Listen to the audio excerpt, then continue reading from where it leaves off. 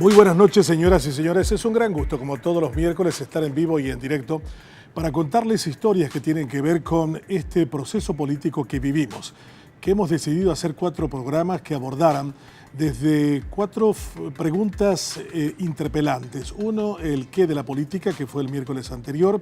Hoy acerca de quién es en la política y posteriormente analizaremos también cómo se hace política en Paraguay y por qué se hace la política en nuestro medio. La historia del Paraguay es una historia de viejos protagonistas, algunos uniformados y otros sin uniformes. La historia también de quienes han gobernado el Paraguay es una historia de muchos autócratas, empezando con el largo periodo gubernamental de Gaspar Rodríguez de Francia, que arranca en 1814 y termina en 1840, y luego se inicia el gobierno de los López desde el 40 hasta 1870. Stroessner es otro militar que también hace la parte de la vida política nacional con un largo gobierno de 35 años al frente de la primera magistratura. Historias también que tienen que ver con otros nombres, Estigarribia, Morínigo, por citar simplemente algunos, Franco, que ha llegado también a la presidencia, y luego varios gobiernos civiles dominados siempre por confrontaciones y por luchas. Los quienes en la política han tenido también razones que tienen que ver con la inteligencia, como el caso de Eligio Ayala, que ha sido quizás uno de los grandes estadistas que tuvo el Paraguay en el siglo XX y que ha marcado grandemente lo que significa cuáles son los atributos centrales que hacen a quienes deciden colocarse en la arena política buscando desde el cargo de presidente a otros cargos en el Congreso, de senadores, diputados, gobernadores o miembros de juntas departamentales. Hoy estaremos hablando de ellos, de quiénes son estas personas, cuáles son sus motivaciones, qué es lo que realmente los mueve para plebiscitar su nombre y cuál es la tradición o qué es aquello que se sostiene en el tiempo, ya sea en un pasado reciente o en un futuro por aclarar, cuando deciden jugarse en la arena política y buscar conquistar un espacio de representación. De eso conversamos esta noche, aquí poniendo en contexto el quiénes de la política paraguaya. Desde el punto de vista social revolucionario, las Fuerzas Armadas en el Paraguay han estado al servicio del statu quo, del orden establecido. Con nosotros en la primera parte el general Soto Estigarribia. General, es un gran gusto tenerlo con nosotros esta noche. Buenas noches, Benjamín. El placer es mío de compartir este programa y mi respeto para la teleaudiencia. Usted viene de Coronel Oviedo, una familia muy unida a la política. Varios Sotos Estigarribias en Oviedo. Yo provengo de una familia política, Benjamín. Mi tío abuelo fue presidente del Partido Colorado cuando la revolución del 47. Mi abuelo, mis padres, mi papá fue excombatiente también de esa revolución del 47.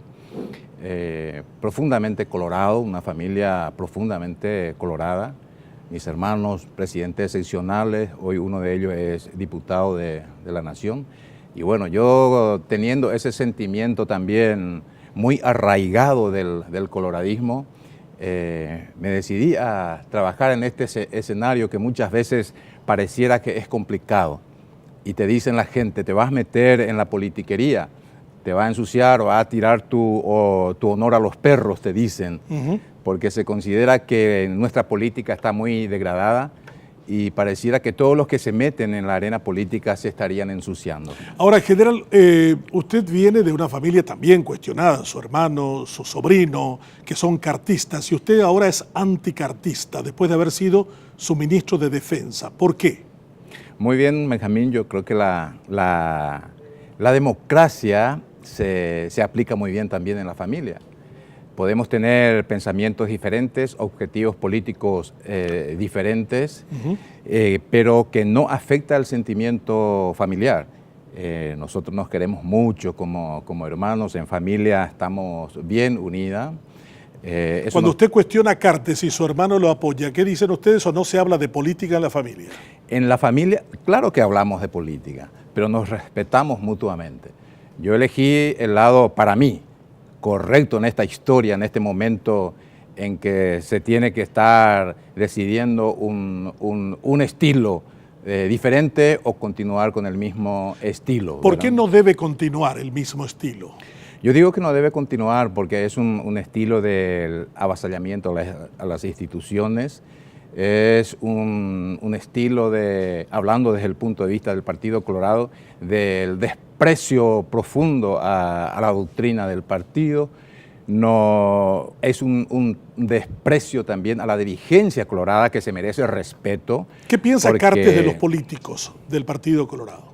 Bueno, yo creo que lo desprecia los partidos colorados. ¿Lo desprecia? Yo digo que lo desprecia y que le busca en el momento eleccionario. ¿Usted escuchó frases despectivas hacia los dirigentes colorados? Yo le voy a decir que no tuvo chance los dirigentes colorados para que puedan acceder a cargos importantes. Yo estoy convencido que dentro del Partido Colorado existen muchos hombres y mujeres que tienen la capacidad para acceder a los cargos más importantes y que con su conducta y con su trabajo puede honrar y fortalecer la bandera de Bernardino Caballero. ¿Por qué usted aceptó ser ministro y luego renunció? Yo acepté, te voy a decir un poco la historia, Benjamín. En el 2008 yo paso a retiro. En diciembre, el 13 de marzo del 2009, protagonizamos probablemente el primer evento en la Junta de Gobierno después de la caída del partido. Nos juntamos un grupo de generales y coroneles que pasamos a retiro y fuimos a pedir nuestra rehabilitación en el padrón partidario. Y lo hicimos de manera pública, prensa de por medio, y ahí arranca nuestro trajinar en este escenario de la política. Y alguien plantea su nombre para presidente, ¿no? Sí, iniciamos una campaña presidencial al comienzo. Fundamos un movimiento en aquel entonces con el nombre de Movimiento de Unidad Republicana, con un grupo importante de líderes regionales, diputados. Incluso el candidato actual por Colorado Añeteté, Marito, y su equipo importante, hemos fundado ese movimiento. Marito era nuestro candidato a la presidencia de la Junta de Gobierno en aquel entonces. Luego nos unimos con Horacio cuando aparece. ¿Y por qué se unen a Horacio? Y bueno, nos unimos con Horacio porque es importante también entender de que una campaña presidencial requiere de una estructura logística importante. Y cuando la plata. Y la plata es lo que causa mucho daño, ¿verdad? Pero voy a relatar un poco esto. Nos unimos con Horacio y es cuando ahí Horacio gana y me elige para su ministro de Defensa. ¿Cómo lo elige y cuándo lo elige? Y me elige después de ganar las generales, pasando un buen tiempo. Gana en abril, ¿y cuándo le propone ser ministro de Defensa? Y ya aproximadamente en mayo, junio, no recuerdo muy bien la fecha. Lógicamente es un ámbito en donde yo quería estar, con la intención de seguir fortaleciendo las Fuerzas Armadas, de seguir cooperando de tal suerte a que se profundice, se fortalezca la institucionalidad y la meritocracia, que es importante. General, pocas veces las Fuerzas Armadas estuvieron tan mal como ahora. ¿Por qué? Yo digo, Benjamín, que está en su peor momento de su gloriosa historia. ¿Su peor? En su peor momento. Y es muy difícil que un general tenga que manifestar lo que voy a manifestar. Pero si digo es porque quiero llamar la atención, desde el presidente de la República hasta los actores políticos en el Parlamento, porque ellos son los responsables del presupuesto de las Fuerzas Armadas. Y a unas Fuerzas Armadas se lo debilita, se lo fortalece con el presupuesto, hasta se lo puede matar también. Hoy en día nuestras Fuerzas Armadas no son operativas, no estamos controlando, hay un desprecio total en ese sentido de buscar que cumpla su misión constitucional, no lo está cumpliendo. No tenemos el control del espacio aéreo, no tenemos radares primarios, no tenemos elementos de reacción, porque muchas veces no te sirven los radares si no tenés aviones para reaccionar. No controlamos nuestros espacios fluviales y la línea de frontera muy deficientemente. O sea, si ahora nos declararan una guerra... Bueno, a eso voy. ¿Cómo estaríamos? Y yo estoy haciendo este llamado, es como un auxilio, y también para la misma sociedad, para para todos, Benjamín, para vos que sos formador de opinión, tenemos que entender que tiene que existir una fuerza que tenga que defender nuestra nación en un momento dado. En estas condiciones no estamos. No estamos en condiciones de defender. Pero ¿por qué llegamos a esto? Porque se interpreta mal en que una Fuerzas Armadas fortalecida probablemente pueda hacer conspiraciones y golpes de Estado. Ya no estamos en ese tiempo. Los golpes provendrán de otra manera, no de la institución armada. Lo que yo quiero llamar la atención de la sociedad. ¿Por qué? Porque cuando se presenta un presupuesto para las Fuerzas Armadas, surgen las voces de protestas. Con ese presupuesto podemos hacer tantos centros de salud, tantas escuelas. Son comparaciones odiosas que no se deben hacer, porque en un momento dado se va a necesitar de las Fuerzas Armadas, porque las amenazas, Benjamín, no va a provenir solamente de una agresión de un país hacia nuestro país, de un estado a otro estado. ¿Narcotráfico? Hoy las amenazas están, y las amenazas son transnacionales, provienen del ámbito interno, el crimen organizado. Vamos a hablar del terrorismo, vamos a hablar del narcotráfico, vamos a hablar del armatráfico, incluso la pobreza se puede considerar como una amenaza, no los pobres. Aquí se tiene que entender muy bien, la condición de pobreza puede generar hasta un conflicto social. Entonces tenemos que enfocar de que debe haber una institución que salvaguarden el orden dentro del país. General, hace poco visité un cuartel en Curuguatí y le pregunté a uno de los coroneles, se llamaba una división, se llama división la de Curuguatí, ¿cuántos hombres tenés acá? Y me dijo 24 soldados.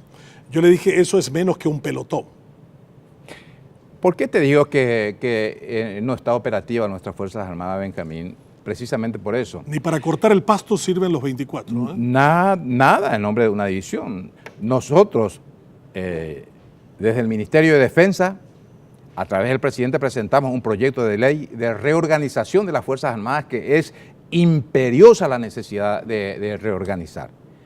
Y se retiró, el presidente retiró ese proyecto. No quiso. Por falta de comprensión, que hubiera sido un objetivo político importante para él, que se apruebe ese proyecto de ley en donde se tenía que reorganizar, por lo menos en parte volver operativa a nuestras Fuerzas Armadas, porque ahora tenemos 3 cuerpos de ejército, no tienen razón de ser. Las divisiones no son divisiones, no son batallones. Nosotros necesitamos reducir, racionalizar los recursos humanos y recursos materiales para que nuestras Fuerzas Armadas por lo menos parcialmente pueda ser operativa. ¿Cuántos soldados tenemos? Hay una fuerza autorizada, yo estoy desvinculado, no tengo la información correcta. Eso fue hace 2 años. Pero cuando yo estuve era aproximadamente 5.565 soldados autorizados para tiempo de paz, que es ínfimo, cuando anteriormente teníamos de 15 a 20.000 soldados. Cuando entonces se podía reforzar la cobertura de los destacamentos de frontera, hoy en día tenemos una cobertura muy débil de la frontera. ¿Quién ha sido responsable de este debilitamiento de las Fuerzas Armadas? La clase política. La clase política por... Pero ustedes tuvieron al general Oviedo, que también trabajó duro para eso, ¿eh? Y yo digo que la clase política que no supo entender y no entiende hasta ahora que nuestras Fuerzas Armadas son importantes para un país. No sé si voy a exagerar, pero un Estado es fuerte con relación a sus Fuerzas Armadas, o es tan débil como débil es sus Fuerzas Armadas, porque muchas veces podemos ser incluso una potencia económica, pero si no tenemos una Fuerza Armada que sea capaz de sostener y de defender nuestra soberanía, probablemente no vamos a estar a la consideración. Me imagino, general, que debe haber mucha gente que diga, sí, pero los militares nos sojuzgaron demasiado tiempo. Es bueno que los sojuzguemos ahora. Y bueno, y esa es la equivocación tremenda, esa es una tremenda equivocación. Ahora se le pide el resultado a las Fuerzas Armadas hacia el norte.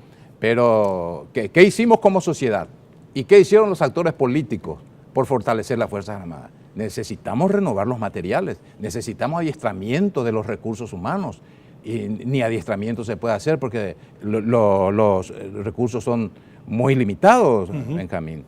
Entonces, por eso es que yo quiero estar ahí en el Parlamento para levantar la voz y decir a la sociedad, como estoy diciendo ahora, que debemos entender e interpretar el valor que tiene las Fuerzas Armadas para resguardar su defensa nacional y también dar la garantía necesaria a la población. Fuera de la hipótesis de algún conflicto internacional, ¿cuál es el mayor adversario que tienen las Fuerzas Armadas paraguayas o el país? Existen y deben existir siempre hipótesis de conflicto. Si no existen hipótesis de conflicto, no tienen necesidad la existencia de las Fuerzas Armadas. ¿Bolivia es descartable? Pero no podemos descartar nada. Siempre tiene que haber una hipótesis de conflicto, pero siempre tiene que haber también la interpretación de las diferentes amenazas que existen a la seguridad del Estado y la amenaza a la población, porque la amenaza a la seguridad del Estado, como te dije, no va a provenir solamente de otros países, sino va a surgir del ámbito interno como lo está surgiendo. El crimen organizado puede ser una amenaza que atente contra la seguridad del propio Estado, ¿verdad? General, usted dice que nunca estuvo tan debilitada las Fuerzas Armadas como ahora. ¿Cuánto cooperó Cartes con eso? Y nada, no hizo nada para poder fortalecer, porque yo te cuento, iniciamos y presentamos un proyecto, cuando presentamos el proyecto de reorganización, antes de asumir el presidente Horacio Cartes, hemos trabajado en su equipo técnico, hemos visualizado, manteniendo solamente el presupuesto del 2012, que era aproximadamente, si mal no recuerdo, 352 mil millones de guaraníes, que ni era tanto. Manteniendo eso, se podía conformar 4 batallones en un periodo de 5 años, de batallones ligeros, que podían haber sido unidades operativas, y también con la compra de algunos medios aéreos y medios fluviales para el control del espacio fluvial. ¿Qué pasó? Al año siguiente se redujo en un 50%. O sea, acá se prioriza, y vuelvo a decir, cuando se hace la priorización del gasto público, lógicamente que el orden social es lo más importante, ¿verdad? Pero no se puede descuidar el presupuesto de las Fuerzas Armadas. General, usted se gradúa de subteniente en 1975. En 1975... ¿Y fue el mejor egresado? Fui el mejor egresado, Benjamín. ¿Fue estronista?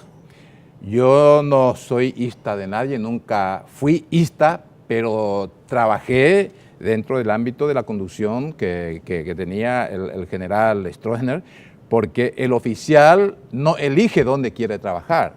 Al oficial se lo destina conforme a un traslado normal. Eso no quiere decir que uno tenga que estar comprometido personalmente. Mi lealtad siempre fue lealtad institucional, no una fidelidad personal a nadie. Del 75 al 89 fueron 14 años bajo el gobierno de Stroessner. ¿Cuál fue el aporte de Stroessner a los militares? El positivo y el negativo. Sí. El positivo es su fortalecimiento material y humano, porque tenía una dotación importante y los recursos materiales eran renovados permanentemente. Bueno, era el contexto del momento, el contexto geopolítico hay que entender también. ¿Y lo negativo? Y lo negativo en el aspecto de las Fuerzas Armadas es que a veces duraba mucho tiempo los comandantes en su puesto, en su cargo, ¿verdad? Algunos generales con 25, 30 años que continuaba. Entonces, la promoción, que no debe ser también tan rápido como se está dando ahora. ¿Qué ocurre ahora? La falta de estabilidad en los mandos conspira contra la institucionalidad de las Fuerzas Armadas. ¿Le puso feliz el golpe de Estado del 89? Yo estuve lejos, Benjamín. Siempre debemos entender de que cuando se cambia un gobierno autoritario, si voy a explicar el contexto geopolítico, por qué estuvo Stroessner en ese tiempo, debemos entender lo que ocurría en el mundo y en la región. Con la Guerra Fría, vos sabés muy bien que había la intención del avance del comunismo internacional, el bloque oriental liderado por la Unión Soviética y el occidental liderado por Estados Unidos. Entonces se tenía que exponer un sistema de defensa y se eligen los gobiernos autoritarios. Pero para el 89 ya no era necesario ese tipo de gobierno. Estábamos ya con una democracia muy avanzada en la región y la democracia es buena. La democracia es la posibilidad que nos brinda al pueblo de elegir a los mejores. Ojalá que le elijamos a los mejores siempre. General, por último, si la democracia sigue funcionando como hasta ahora, ¿usted estaría de acuerdo con un golpe de Estado? Yo nunca voy a estar de acuerdo con un golpe de Estado, Benjamín. La democracia tiene que funcionar y tenemos que fortalecer. Por eso es importante el fortalecimiento también de las instituciones. No busquemos debilitar, no busquemos quebrantar el ordenamiento constitucional, porque un golpe de Estado no solamente se puede dar con las armas, ¿verdad? Un golpe de Estado se puede dar desde el Congreso, como existió el intento del quebrantamiento cuando Cartes quería afanosamente imponer la posibilidad de la reelección, ¿verdad? Y ahí fracasó. ¿Por qué? ¿Qué determinó el fracaso de Cartes? ¿El pueblo movilizado, el Vaticano o Estados Unidos? Yo creo que es una conjunción de todo eso, ¿verdad? La fuerte posición de una clase política dentro del ámbito interno del partido resaltó nítidamente Marito con su pensamiento de república, que debe funcionar la república como un mejor modelo de Estado, en donde se tiene que respetar a la Constitución Nacional y a las leyes de la República. Si usted es electo senador, Cartes será su compañero en el Congreso. Y sí, lógicamente que va a ser, sí. Él va a ser electo por número uno. Yo estoy batallando y a pulmones estoy trabajando. ¿Cuántos votos necesita? Yo necesito aproximadamente 50.000. Yo creo que ya tengo 49.999 en este momento. Celebro su optimismo. Gracias, general, por estar con nosotros esta noche. General Bernardino Soto Estigarribia con nosotros, hablándonos esta noche sobre los militares, el quién. La historia del Paraguay tiene bastantes uniformados y entorchados al frente de la conducción política. Con uno de ellos hablamos esta noche aquí en Contexto. Después de la pausa, otros protagonistas del quién de la política criolla. Juan Carlos Guasmosi ganó las presidenciales de 1993 con el 39,91% de los votos. El quién es de la política. Con nosotros Julio César Frutos. 22 años fue legislador, un doctrinario del Partido Colorado. Nos trajo su último libro que acaba de salir de imprenta, Doctrina Republicana Colorada. Algunos dirían, doctor Frutos, que usted forma parte de la clase política. No hay clase política, gracias Benjamín, pero no hay clase política, no existe. Para que haya clase política, tiene que haber gente que piensa, gente que propone, que programa, que protesta. Hoy día la Junta de Gobierno, por ejemplo, está clausurada, cerrada, pero cerrada de hecho, no entra nadie. Hace unos días se fue Duarte Frutos y dijo, va a venir Berundo bebé, y es cierto, no hay oficina, no hay presidente, es un partido que se autoclausuró, pero no puede entrar uno, no está más, no funciona. Entonces, ¿qué clase política va a haber si no existen partidos? Por lo menos en el caso del coloradismo, ¿verdad? ¿Y qué es lo que tenemos? Nada.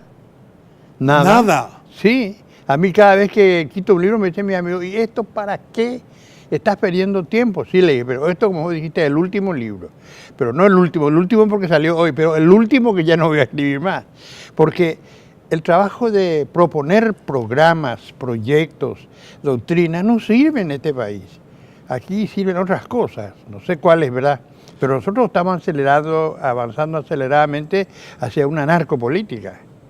La narcopolítica creo yo que en estos próximos 5 años se va a manifestar fuerte. Yo creo que al doctor Argaña lo hizo viajar la narcopolítica.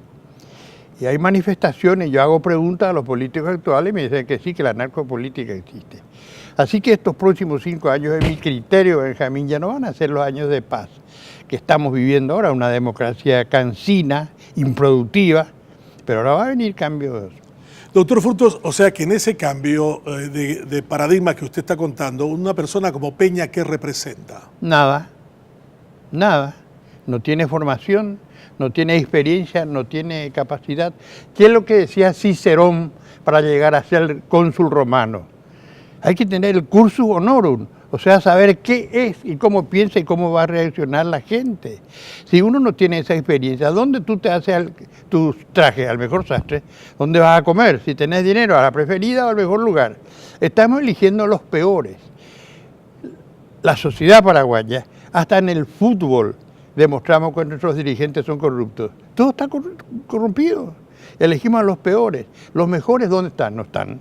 Estarán en Nueva York haciendo cirugía, pero ni intelectuales, ni abogados, ni médicos, ni políticos, ni militares, ni nada. No existe clase política, no tenemos nada. Si Caballero viniera ahora y se viera esta escena, ¿qué diría? Y se pegaría un tiro en la cabeza, porque Caballero fue un pensador. Tenía formación de escuela primaria, pero pensaba, reflexionaba y no robaba. El problema de la política paraguaya es esa. Uno, el nepotismo. Otra, las manos sucias. Y otra, la violación de la ley. Ahora se están preparando 3 expresidentes para ser senador. Tú fuiste convencional. Sabes muy bien que está prohibido por la Constitución Nacional. Si se integraran al Senado esos 3 candidatos, uno de ellos el presidente de la República, vamos a tener una Cámara de senadores que pueden ser cuestionadas sus resoluciones. ¿Qué banco internacional nos va a dar más préstamos si el Senado está corrupto, está mal integrado? O sea que hay momentos demasiado difíciles que vienen, ¿verdad? Será senador vitalicio, dice la Constitución. Será, tú lo dijiste, es imperativo. Yo no puedo renunciar. Después de ser presidente, lo único que tú puedes ser es senador vitalicio. Y sin embargo se empeñan en ser senadores con voz y voto. Duarte Frutos, Cartes. Guasmos hizo muy bien, no intentó. Pero lo grave es, además de ese hecho anecdótico, que hay como una conciencia de violación de la Constitución Nacional. Hay una conciencia... O sea, una conciencia, lo hago, lo sé y me importa poco. Me importa poco. Yo respetuosamente le digo al actual presidente de la República que él no puede figurar en una lista para ser senador. No sé cómo su candidato Peña, no sé cómo eso nos explica la nación. Ellos se están preparando para violar una constitución, que todo el mundo sabe que es una violación en puertas, ¿o no es así? Hasta el que vende diario sabe. ¿Qué es la parte más dolorosa para usted como doctrinario de lo que está aconteciendo hoy con los nombres que tenemos? Y dolorosa porque no nos merecemos y estamos desaprovechando una oportunidad. Hay gente que piensa, yo ya me dedico, ya no voy a ser más pacifista ahora, no tengo los años, ¿verdad? Pero ya no voy a pregonar el respeto, el orden público, la legalidad, la justicia, la paz. Voy a ir Por eso cuando yo te dije, este es mi último libro, pero ya el último. Después voy a ver qué cosas puedo hacer para organizar una sociedad que se mueva, que se manifieste. O sea, desde la trinchera del pensamiento ya no. No más. ¿Por qué? Porque está frustrado, está cansado, está agotado. Porque hemos fracasado. Hemos fracasado. Claro, 20 años. Los años que tuvimos, nosotros pensamos que cuando se iba a Stroessner todo iba a mejorar. Sigue exactamente igual. Lo que le dicen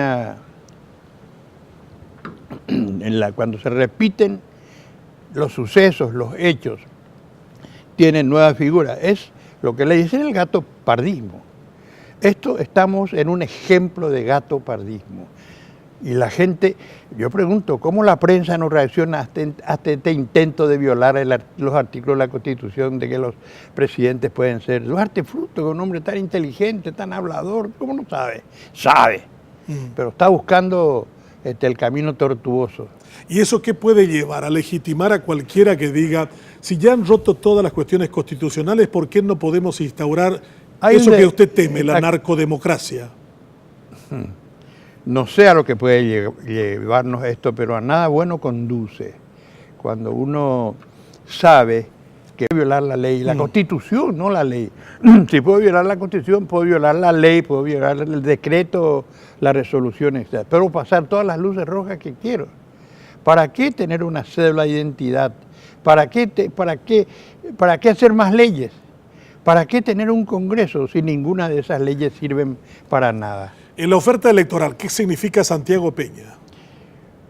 No leo el futuro, pero lo que significa es que ahora hay él representa la continuidad. El otro es más o menos, estuvo Marito en el oficialismo, pero esta es la continuidad del oficialismo. Santiago Peña es decir, yo sigo el mismo modelo. Lo que aquí se va a votar los próximos días no va a ser los nombres de Peña y de Marito.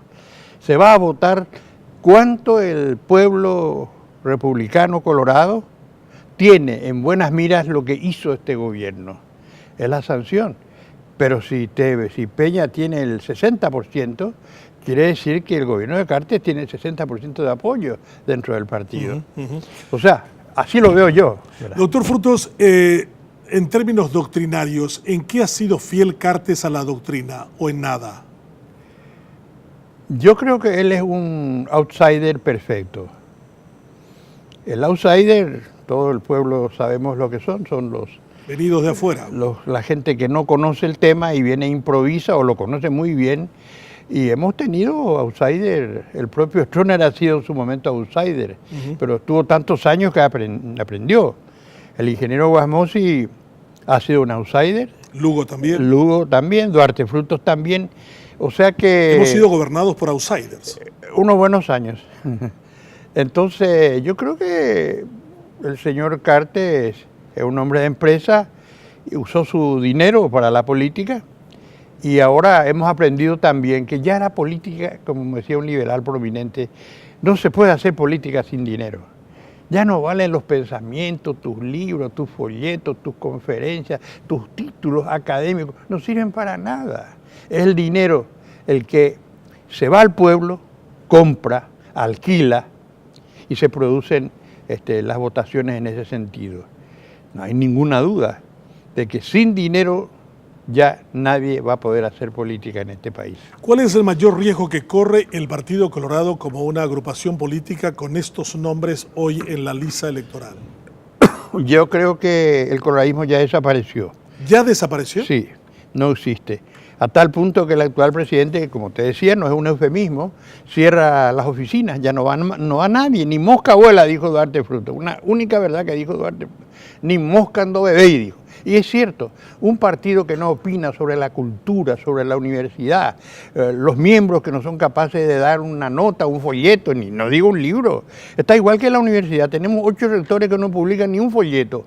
O sea, hay una subutilización de todos los valores, pues hay valores pensantes.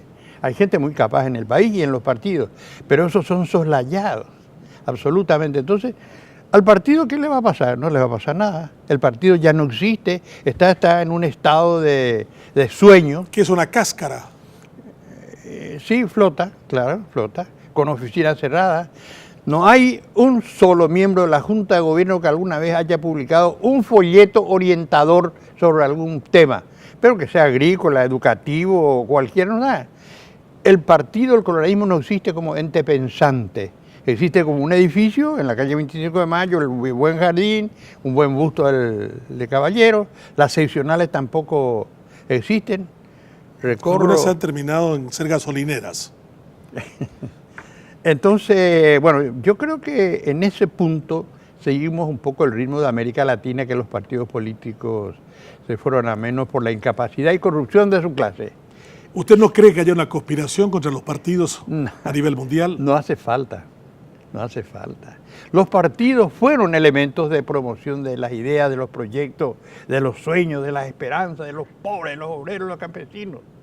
Hoy no. Hoy los partidos son cajas de resonancia para hacer negocios, business. Ya dejaron de ser el partido de mi tiempo, por ejemplo. Por eso yo te decía, este librito es el último. Ahora voy a otra cosa, más allá, qué sé yo. Pero ya no son los partidos de antes. No vamos a decir. Han desaparecido, lo mismo le pasa al Partido Liberal, pero no quiero hablar porque son mis hermanos fraternos los liberales. ¿Y en qué estamos los paraguayos? En nada, en nada. La gente, no sé qué porcentaje de votos va a haber este año, pero el día de votación es un carnaval también. Tenemos la suerte de tener los países como Brasil y Argentina, que de alguna manera son sustento. Y España... ¿En qué sentido? Su texto de alimentación, de venta de mercaderías. Yo tengo amigos zapateros que venden decenas de zapatos al Brasil, a la Argentina, Posadas, Encarnación. Es un flujo socioeconómico muy, pero muy grande. Y hay gente que va a España también y Estados Unidos también. Tenemos mucha gente afuera. Tenemos casi más gente capaz y trabajando afuera que dentro del Paraguay. Este es un país de inmigrantes. ¿Se declaró SOO el Paraguay? No creo que sea eso. Esa es la realidad de los... Eligio Ayala ya lo decía. Eligio Ayala ya. Usted es un colorado citando a un liberal. Publiqué un libro de Eligio Ayala. No te voy a hacer llegar. Yo no tengo ese problema. Lo respeto a Eligio Ayala, que él compró las armas y Riar también. ¿Eligio Ayala le hubiera ganado a Blas Llano en las internas ahora? No, porque no viven en el... Benjamín pregunta cada cosa. No, porque son distintos tiempos. Blas Llano, en la época de Eligio Ayala, no sería el Blas Llano que es hoy. No hubiera alcanzado el lugar que tiene. Y Eligio Ayala, en nuestro tiempo, no hubiese sido lo que fue Eligio Ayala. Nosotros somos frutos de las circunstancias. Yo cada vez que caigo en un bache con mi automóvil que me llora, ¿de quién pienso mal? Del intendente, no lo voté felizmente. Nosotros somos frutos de las circunstancias. El Paraguay tiene un partido colorado que reivindica el campesinado, el mundo agrario. La mayor cantidad de pobres está en el interior, pero sin embargo hay mucha gente pobre del interior que sigue votando candidatos colorados. ¿Por qué? ¿Son masoquistas? No, tú sabes bien que hay lo que le dicen el grupo duro del partido, los liberales también tienen. Antes, ese sector duro que o sí, Argaña lo decía, en el partido se vota hasta al Pato Donald. Bueno, al Pato Donald no se va a votar más ahora. Hay gente que sigue siendo dura, pero apenas, es un 10%. Hace un tiempo estuvimos hablando con Gonzalo Quintana, yo le preguntaba si en su partido qué porcentaje de votos duros había. Y así estábamos, 10-12. Antes había 40%. ¿Y ahora el Partido Colorado cuánto? Y yo creo que tiene 10-12% de votos duros más. Eso que van a votar a cualquiera. Me llamó la atención en estas últimas encuestas, doctor Frutos, que por segmento social se estableciera alto, medio, bajo y marginal.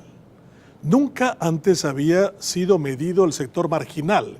¿Se convierte en una fuerza política o una fuerza de compra y de venta? Es una fuerza de compra. Hay, según informes internacionales, ¿verdad?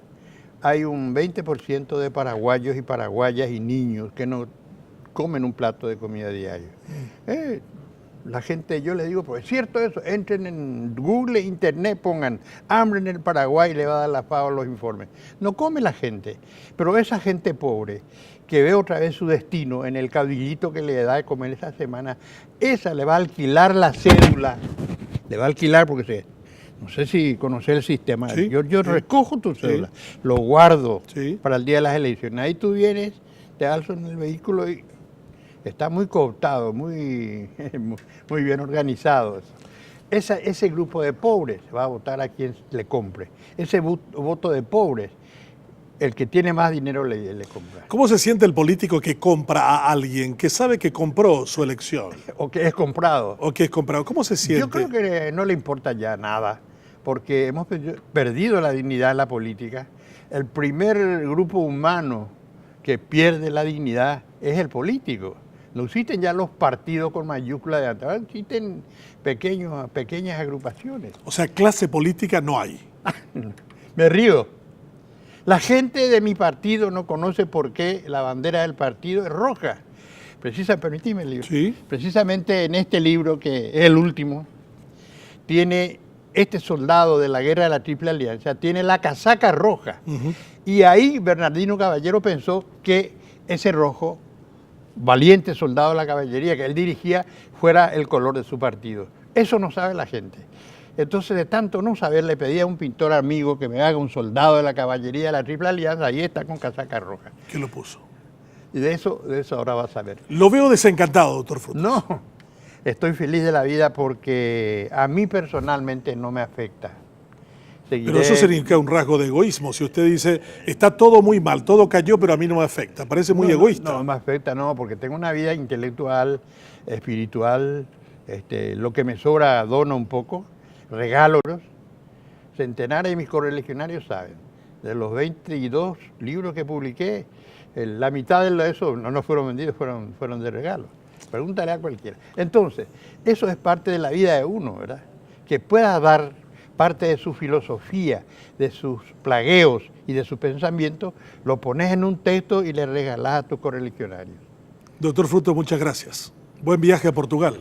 Muchas Doctor Julio gracias. César Frutos con nosotros esta noche aquí en Contexto, hablándonos acerca del desconocimiento, de la decadencia de la política y también fundamentalmente de la ausencia de una clase política. Después de la pausa, hablamos con otros protagonistas de este tema puesto en contexto. Sométase toda persona a las autoridades superiores, porque no hay autoridad sino de parte de Dios, y las que hay por Dios han sido establecidas. Hace 500 años, un hombre llamado Martín Lutero hace una pregunta inquietante: si era ético o no vender indulgencias. Aquello no le gustó al Vaticano, que termina primero prohibiéndole que siga dando clases en la Universidad de Wittenberg y posteriormente lo excomulga. Y Martín Lutero inicia lo que se llama el movimiento de reforma protestante, que no solo tiene un impacto religioso, sino un profundo impacto en lo político, en lo social y en lo económico, y se denomina el inicio de la Edad Moderna. Alfred Neuber es un doctor en teología y está con nosotros esta noche. Doctor Neuber, es un gusto tenerlo con nosotros. Igualmente, un placer hablar de lo que me apasiona, que es la reforma protestante, ¿no? ¿Qué es lo que trajo consigo esa pregunta incómoda que desató toda una gran revolución? Bueno, sacudió la sociedad en primer lugar, porque esa fusión de iglesia y Estado era terrible. El Papa Leo X, que quería construir ahí la basílica, había hecho arreglos con los Fugger, con el Banco de Augsburg y también con los gobernantes para que se iba a vender indulgencias para financiar proyectos ambiciosos, y de paso el bancario cobraba la mitad también, ¿no? Entonces Lutero en primer lugar insiste en que iglesia y Estado deben estar separados. Que el Estado está directamente responsable a Dios, pero no está responsable al Papa, porque eso las investiduras y compañía habían causado mucho conflicto, y al fin y al cabo, con tal que le coimabas al Papa o hacías lo que él quería, entonces ya hacías vos también lo que querías. Y Lutero dice, no, los gobernantes también son responsables directamente a Dios y tienen que rendir juicio ante Dios por su gestión política, ¿no? Y eso fue una novedad. Con tal que te arreglabas con el Papa, ya estaba, ¿no? ¿Y cuál fue el mayor impacto de la revolución del movimiento protestante? Quizás en lo cultural académico. Lutero, eso no se sabe hoy, la educación popular obligatoria, 6 a 9 grados, todo el movimiento universitario, gracias a la reforma protestante, fue el primer promotor de la educación obligatoria también para niñas, que era una cosa inaudita, ¿no? A nivel secular, el gran impacto fue también que Lutero el trabajo lo sacralizó en lo positivo. Trabajo es vocación, trabajo es expresión de amor. Hasta ahí el feudalismo decía el trabajo es para los negros, ¿no? El trabajo es para la subclase humana, pero el señor feudal o el que tiene cultura no se ensucia sus manos.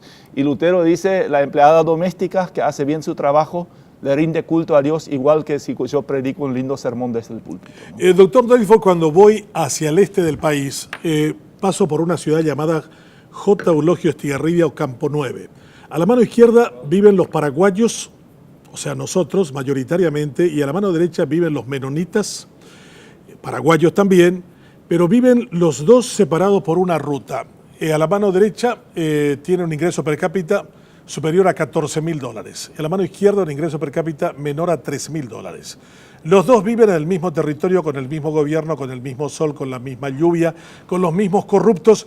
¿Por qué les va bien a ustedes y no a nosotros? Mira, si yo te diría como teólogo, es todo cuestión de fe, te iba a mentir. La fe tiene mucho que ver, la cosmovisión heredada tiene mucho que ver. Tiene que ver también el hecho de que grupos culturales inmigrantes, de trasfondo inmigrante, tienen una motivación extraordinaria de triunfar en Tierra Nueva. Tiene mucho que ver un alto espíritu de comunidad que sí tiene su raíz en la fe y en la experiencia de comunidad. Tiene muchísimo que ver que no se cree de que todo está predeterminado, sino se cree en un universo abierto. Mi trabajo y la bendición de Dios pueden cambiar circunstancias. El paraguayo no cree que el cambio es posible. Lo acabas de escuchar de mi querido doctor de antemano ya. No obstante, la fe protestante cree que cambios para bien siempre son posibles.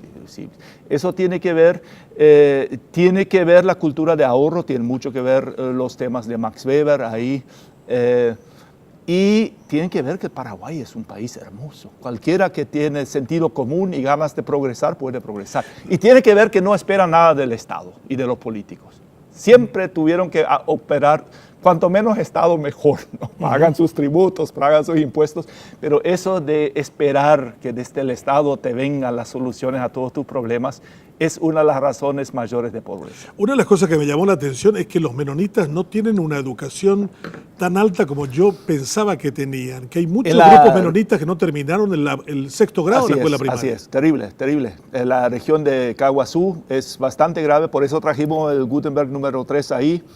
Tus hijos estuvieron, yo tuve la dicha todavía de traer a esa gente hace 30 años al Paraguay. La educación, eso te muestra también, es otro factor muy importante. Pero ahí hay una disciplina de trabajo y esa gente en Caguazú, si bien todavía no tiene, ahora hay un auge enorme, muchísimo interés, vamos a ir con nuestra universidad ahí, los colegios, pero ellos traen una cultura tecnológica desde Canadá. Esa gente está muy conectada con Canadá, van ida y vuelta, etcétera, muchísimos que hablan inglés. Entonces, si bien, o sea, tampoco podés sobreenfatizar la educación de por sí.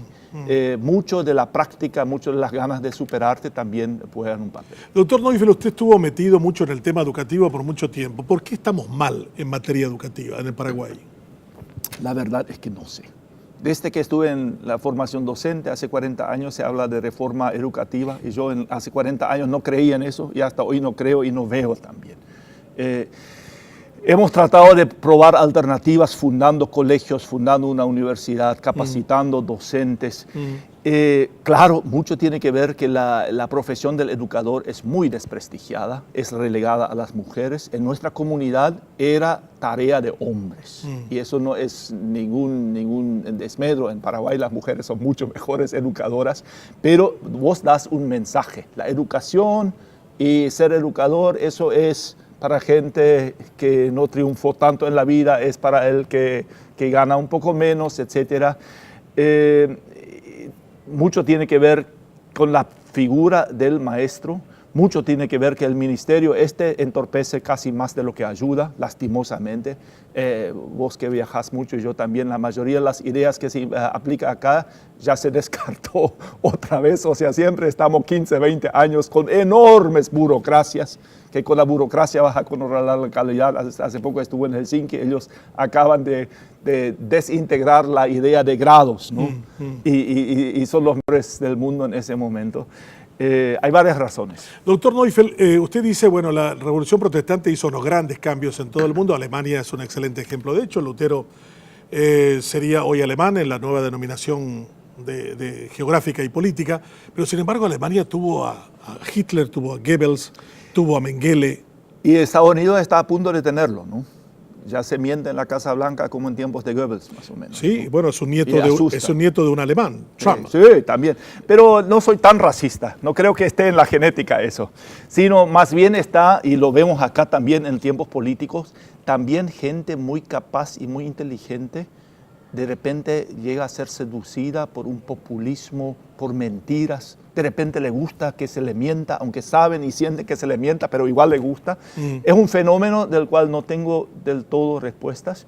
Estudié muchísimo el tiempo de Hitler. También había mucha astucia, pero en el centro había una tergiversación de la fe cristiana. Doctor Neufeld, Duarte Frutos estuvo unido a la iglesia menonita. No unido, pero siempre era un admirador y un amante, ¿no? Su esposa sí, era mi estudiante, se fue bautizada, tuvimos mucho estudio bíblico en su casa. Nicanor nunca se comprometió, por respeto también, o seguramente le faltaba las ganas o el coraje, pero estuvo siempre cerca, sí. ¿Qué valor no tuvo él, trasladado de la esposa y de ustedes en su gobierno? Mira, a él se le traicionó mucho. Y se le cometieron muchas maldades. Muchos detalles que no se sabe. Después, por supuesto, digo yo, tuvo muchos traumas en su infancia, creció, tenés que saber que creció casi abusado en la calle, luchando mucho, o sea, se superó mucho, pero esos traumas te dejan a veces con odio o con falta de capacidad. Él mismo siempre dice, ¿no? Yo no tuve la necesaria capacidad de contención, yo tuve arrebatos de soberbia. No obstante, los fundamentos que él puso en lo económico, en muchos otros temas, realmente fueron admirables, ¿no? Doctor Neufeld, la política, dicen algunos, es el acto de amor, el acto de servicio más grande. Eso viene de Lutero. Y esa expresión, ¿por qué cuesta tanto a los políticos expresarlo? El político debe ser el único personaje que no ama el objeto de su acción, que serían las personas, y el objeto que sería la política, perdón, y el sujeto de su acción, que serían las personas.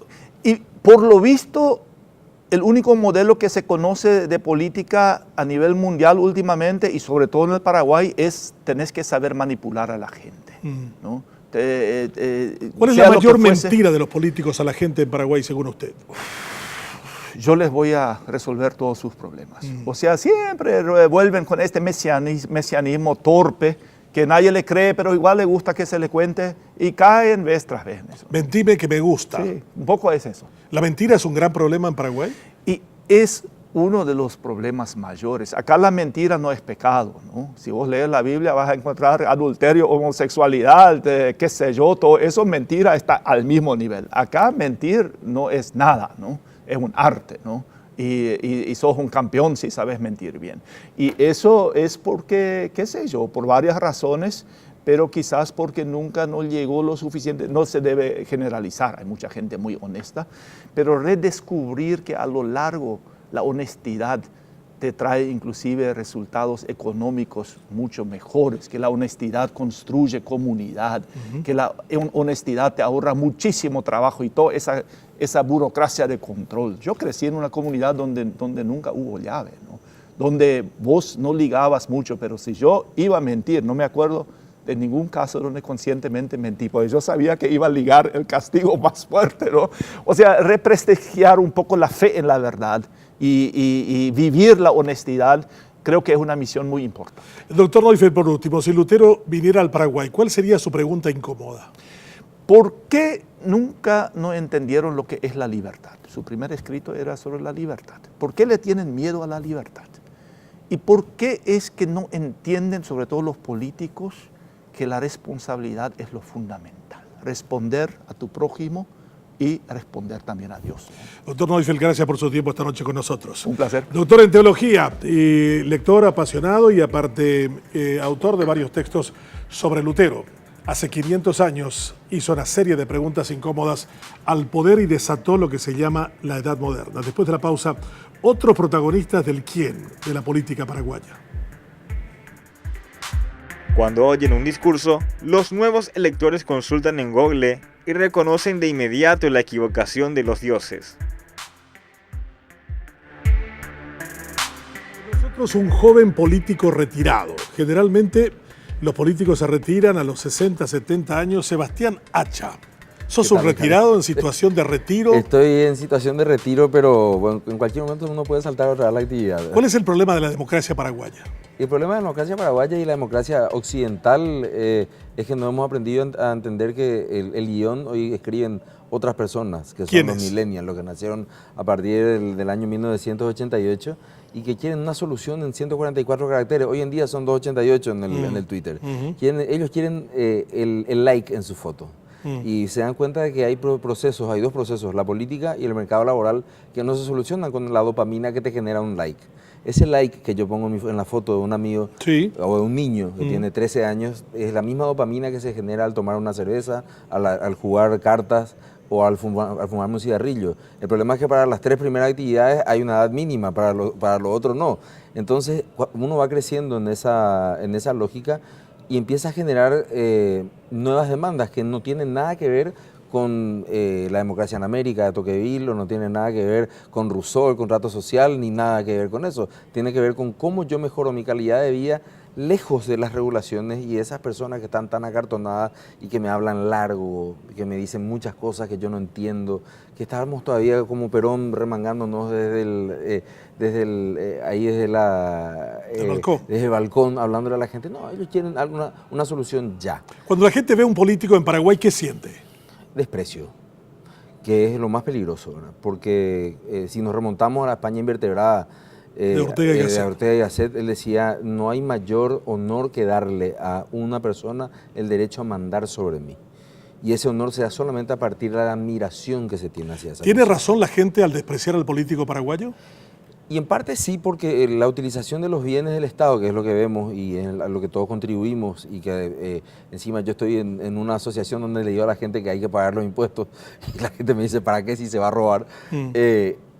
Genera una frustración legítima en la gente, pero una frustración, como te estaba hablando, de muy corto plazo. Es muy difícil decir a la gente, no, pero sabes que parte de eso no se va a robar, parte de eso va a ir a salvar una vida, parte de eso va a construir un camino, parte de eso va a generar una escuela.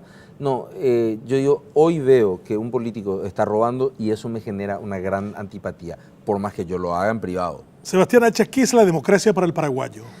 Y la gracia es la oportunidad de que un amigo llegue al poder y me haga un favor.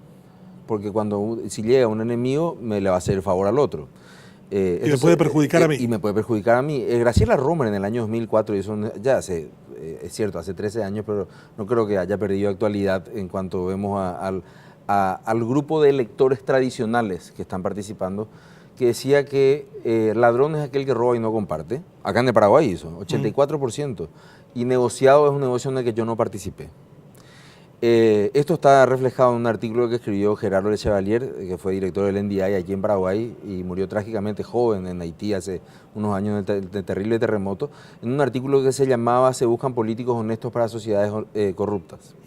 Y él decía, esto lógicamente nos muestra que el gran pecado de los políticos ni siquiera es malversar, es estar demasiado lejos de la gente. ¿La sociedad paraguaya es corrupta? La sociedad paraguaya vive en un estado de normalización de la corrupción. Para mí es normal, bueno, vemos el 40% del PIB está en negro. He visto que sacaste una cifra de 11.000 millones. 11.000 millones de La dólares. gente pregunta de dónde sacaste. Y usamos tres métodos de medición indirectas. El mercado laboral, total de la PEA menos PEA declarada, o sea, en trabajo. Sí. El total de operaciones financieras hechas con efectivo versus operaciones con factura. Operaciones que pasan por el Banco Central. Okay. Esa elasticidad del efectivo es lo que nos hace presumir que hay muchas operaciones que están en negro. Y por último, el insumo físico, que es la cantidad de energía producida en un periodo de tiempo y la cantidad de energía facturada en ese periodo de tiempo. Los tres nos dan alrededor del 40%. El método lo creó Freire Schneider, es un profesor y es un catedrático que hace este trabajo para el Fondo Monetario Internacional. O sea, nosotros lo que hacemos es aplicar su fórmula nada más. Sebastián Hacha, decías, la gente dice que desprecia al político o despreciable es el político. Para ustedes, ¿qué es la gente? La gente son las personas que acuden, lógicamente, a votar, no a elegir muchas veces. Estoy hablando de una generalización grosera y provocadora, que la gente se sienta, yo soy esa gente. Pero necesitamos provocar las discusiones en este país, necesitamos dialogar sobre política. Y que mucha gente, muchos políticos ven allí un caldo de cultivo para sacar una ventaja a muy corto plazo. Hablarle a la gente aquí en el Paraguay sobre el tema de Brasil 2023, Itaipú, nadie habló de eso, Benjamín.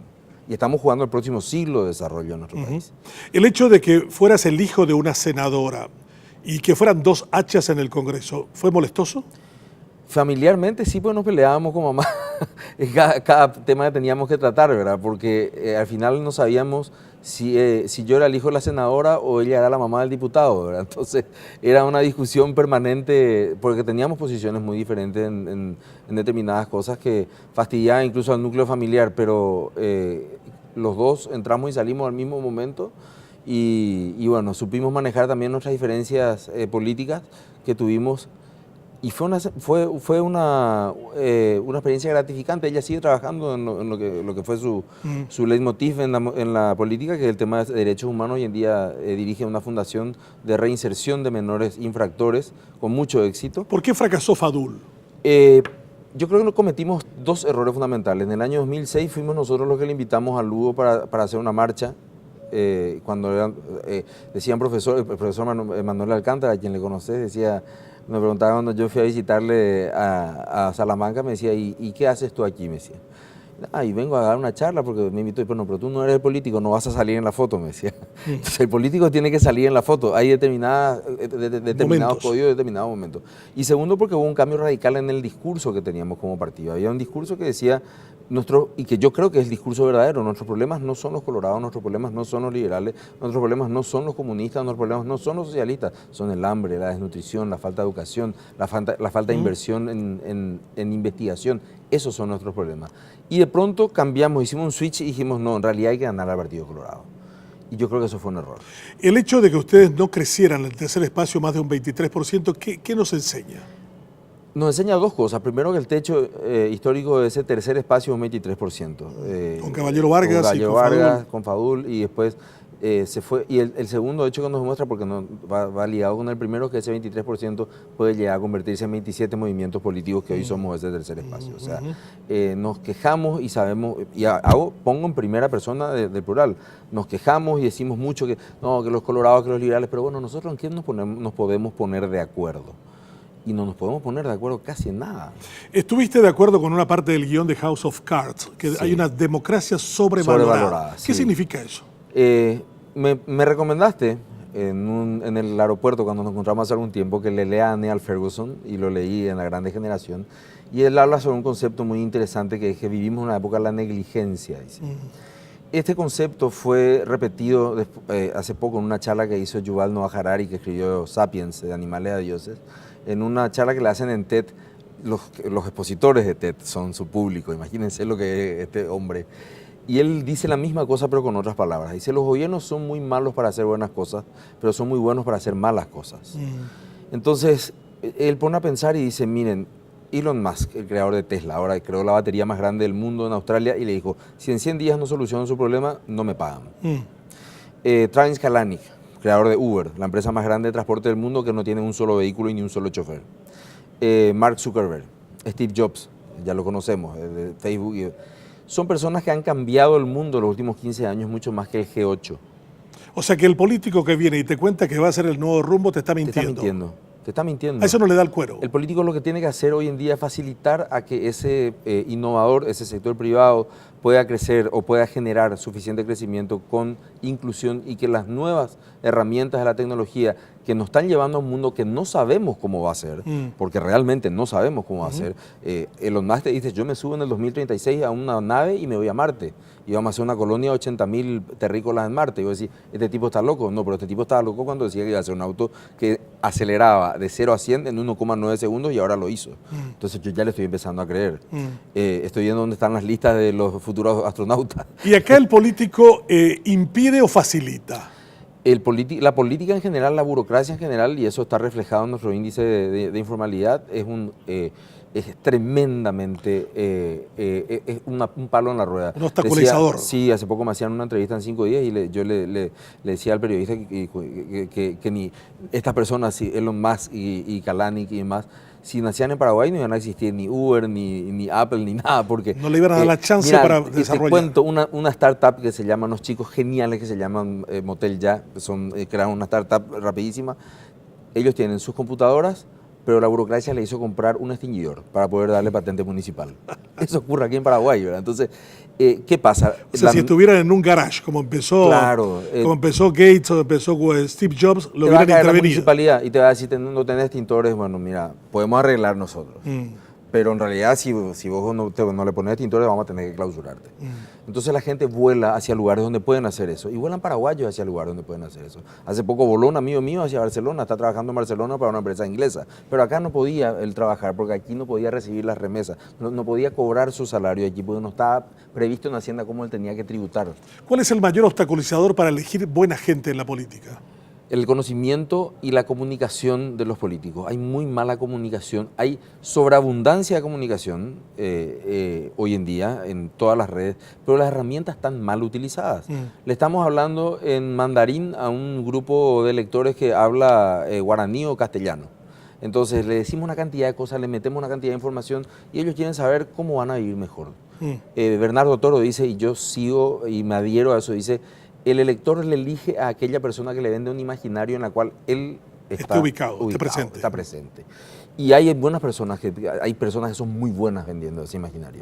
Sebastián Hacha, gracias por tu tiempo esta noche. Al contrario, gracias, Benjamín, un gusto. Sebastián Hacha con nosotros hablando sobre el tema de la política. Una democracia sobrevalorada. Interesante reflexión en torno a esta idea de dónde están los políticos, cuánto aman el objeto y el sujeto de su acción. Después de la pausa, un joven que ha comenzado a caminar las calles del Alto Paraná. Eso sí que suena casi a una cuestión profética, tratando de cambiar las cosas en uno de los sitios más complejos y difíciles para el cambio.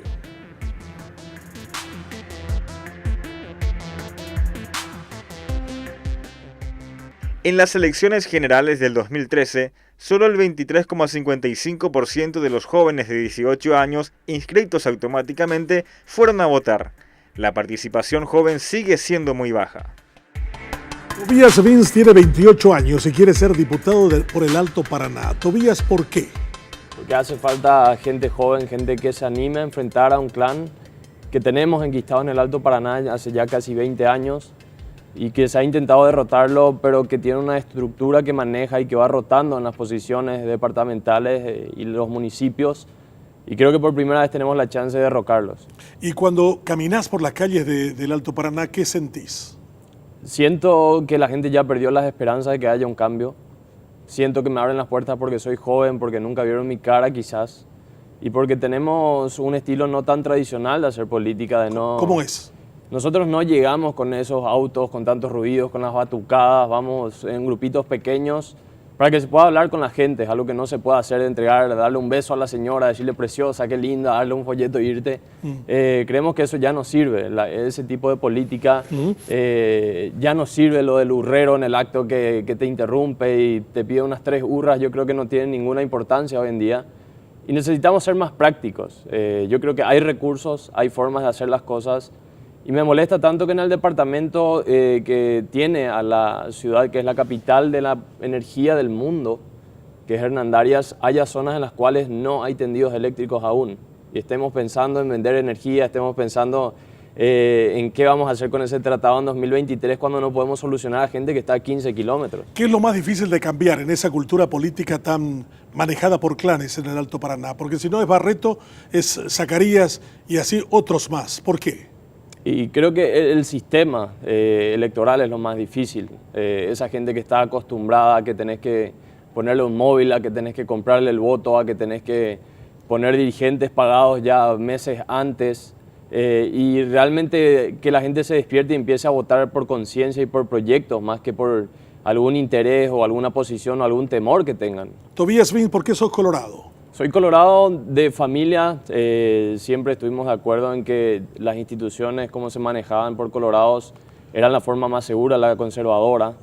Nosotros creemos que el Partido Liberal se enfoca más en el libre mercado que en el ser humano en sí, entonces ideológicamente nos encontramos un poco más hacia el Partido Colorado, pero creo que la doctrina del Partido Colorado ya no representa a los actuales colorados tampoco. Cuando la gente mira los nombres, ¿por qué hay 2 jóvenes ahora, relativamente menos de 50 años, ¿no? Mario Abdo por un lado y Santiago Peña por el otro. ¿Por qué no estás con Peña? No estoy con Peña porque representa un modelo que abiertamente intentó violar a la Constitución y lo está haciendo. Yo creo que si perdemos el respeto a las instituciones, que de por sí como jóvenes ya no le tenemos, pero si lo hacemos tan abiertamente y desde el gobierno y cuando eso es tan explícito y no hay ninguna consecuencia al hecho de yo tengo que ir por el candidato que se mostró del lado de la Constitución y que se le hizo frente a este sistema. Entonces por ese lado yo confío plenamente en que al menos la Constitución la va a respetar Mario Abdo Benítez y va a llevar adelante eso, aparte de que lo conocemos de la familia ya hace tiempo. Tu padre fue candidato, luego se apea de su candidatura, apoya a Cartes y luego se distancia de Cartes. En esas conversaciones con Arnoldo Vins, ¿qué es lo que rescatás del por qué Cartes ya no era la opción para ustedes? En realidad el que se apartó de Arnoldo Vins fue Horacio Cartes. ¿Por qué? Dejó de tenerlo en el círculo íntimo, en el círculo en el cual debatían y en realidad en campaña estuvieron de acuerdo en muchas cosas que querían hacer. Yo hice campaña por Horacio Cartes y creo que en ese escenario político era el mejor candidato. Entre él y Javier Zacarías, que tuvimos en la interna, entre él y Efraín, Horacio Cartes fue el candidato, yo creo que menos daño iba a hacerle a nuestro país. Pero luego se empezó a reunir y a blindar por un círculo netamente político con intereses de estructuras, de cúpulas, de clanes, y fue dejando de lado a la gente nueva, a la gente con la cual él había presentado un programa de gobierno muy diferente, un programa que parecía outsider, pero que terminó siendo el mismo sistema que ya venía ahí instalado. Tobías Vince, Hernandarias es el feudo de Tabesa. Paraguay es el país que menos se paga impuestos por cigarrillos, 16%, frente a Chile que paga el 80%. ¿Estás de acuerdo con subir los impuestos al negocio del cigarrillo? Yo creo que primero en el Alto Paraná al menos hay un grave problema de que hay muchos que ya tendrían que estar pagando impuestos que no lo hacen. ¿Quiénes? Los comerciantes. Hay un negocio en negro en el centro, en el microcentro, enorme, de una cantidad de movimientos de millones de dólares que no pagan impuestos. Yo creo que ahí primero tendríamos que ir y empezar a ver la forma de legalizar el trabajo que se realiza ahí. Lógicamente el tabaco en sí genera un daño, un perjuicio muy grande a la salud, genera un gasto público muy grande en salud, y yo creo que debería aumentarse eso también, lógicamente. Estoy muy de acuerdo con eso. ¿Cuánto? Se tendría que hacer un estudio, te mentiría si te lanzo un dato así. ¿El doble? Podría ser. La otra cuestión, Ciudad del Este, ¿cuánto tiempo puede continuar con el mismo modelo económico, siendo una especie de lugar de venta, un bazar grande para brasileros? ¿Todavía es sostenible el modelo? No, ya no es, y justamente por eso nos metimos. Creo que 5 años ya es demasiado tiempo para seguir manteniendo este sistema.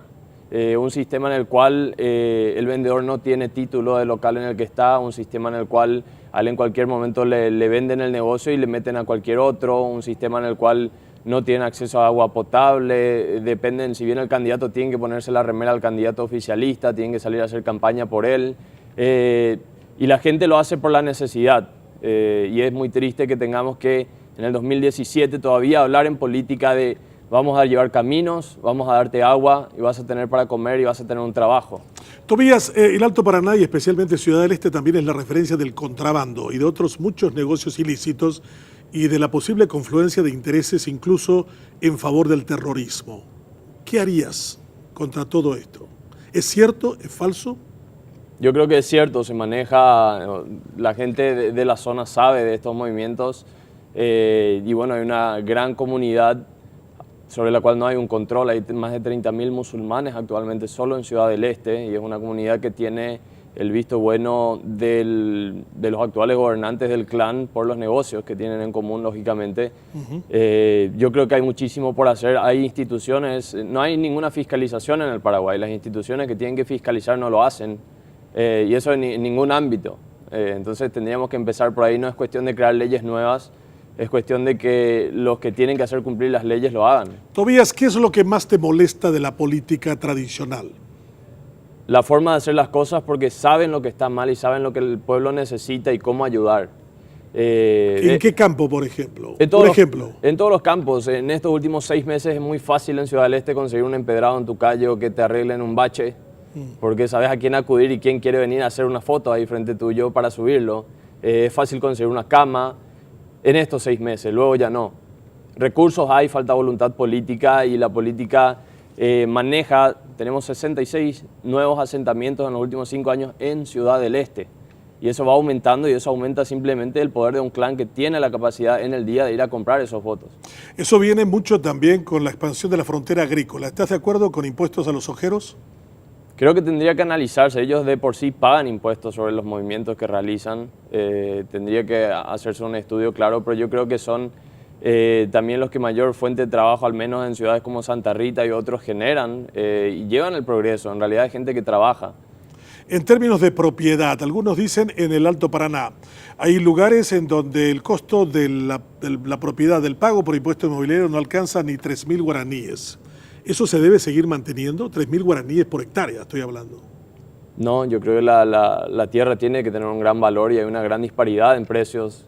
Si te cito, en Ciudad del Este, un terreno de 12 por 30, por menos de $100.000 no lo conseguís. Hay una burbuja, un dinero negro que se hace girar a través de propiedades, pero sí las grandes tierras tienen un valor ínfimo. Así.